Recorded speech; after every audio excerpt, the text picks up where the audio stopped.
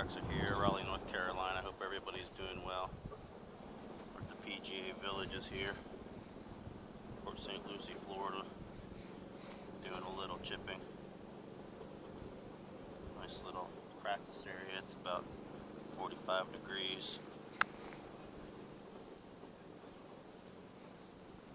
Just working on judging the speed of these greens here with a good little chip shot with about a 51-degree wedge.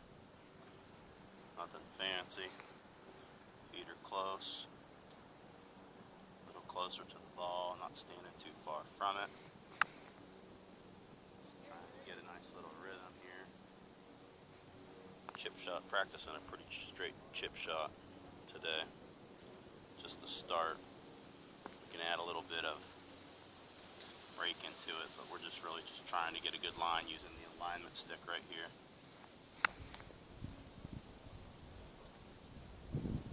Just trying to get a good little trajectory with the 51 degree, not too high, not too low, really just letting the club do the work. Very little wrist break, just a little bit to keep the smoothness.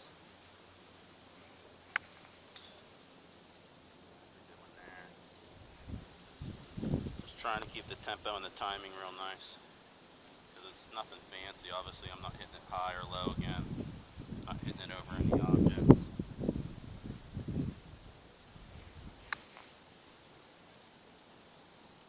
That one came off a little crooked. It's kind of like an elongated putt really. Maybe favor that front side just a little bit, keeping the ball ever so slightly back in the stance.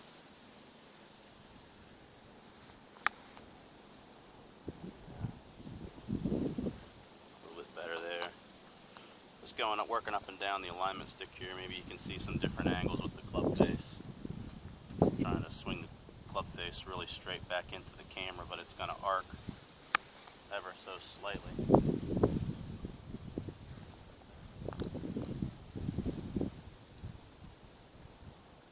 Always remember, a swing arcs. Nothing can go straight back and straight through unless you hold it straight up and straight down.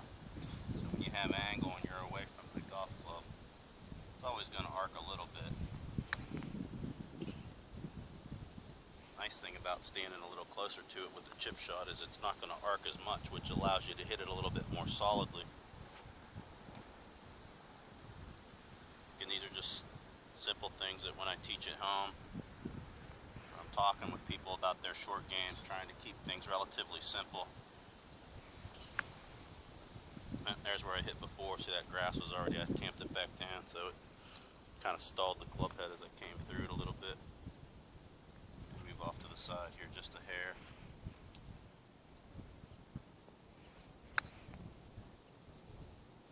That one might go in. Go in. Hitting off some fresh turf helps as well. Kind of tamping the turf back down after I've already hit.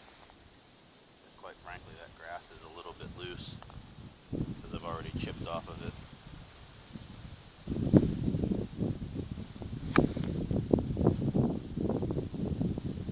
I don't know if the camera can see up that far, but I've got a pretty good little cluster of balls up there by the hole. I mean, most of those are going to be one putts. Maybe one or two of those are going to have to focus on a little bit more, but that one's a little off to the right.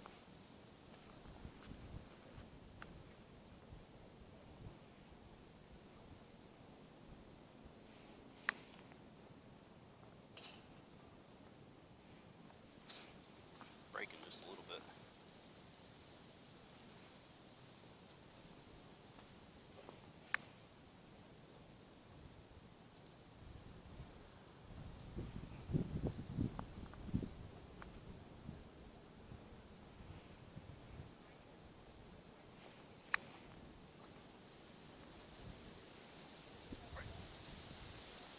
If you're having problems with your chipping, check with your local PGA teaching professional. Don't be afraid to get a little extra help. I mean, some of the simplest things that I can help people with back at home is, again, I see people, they get too far from it. They start to create too much angle or get down. I like to try to stay up there a little bit taller. That club swing very freely back and through.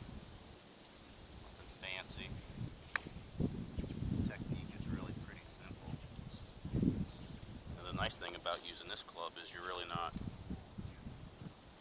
trying to help the ball airborne. You know, you're using the loft to your personal advantage, just letting it swing smoothly. You're not forcing it. You're not trying to hit the ball hard. So there's no force involved in this shot.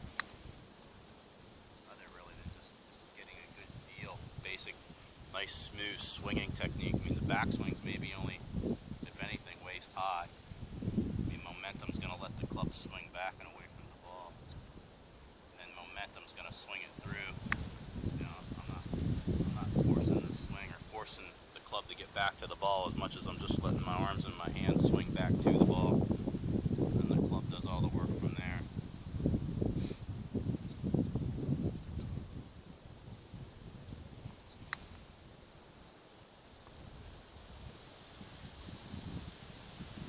That was really good.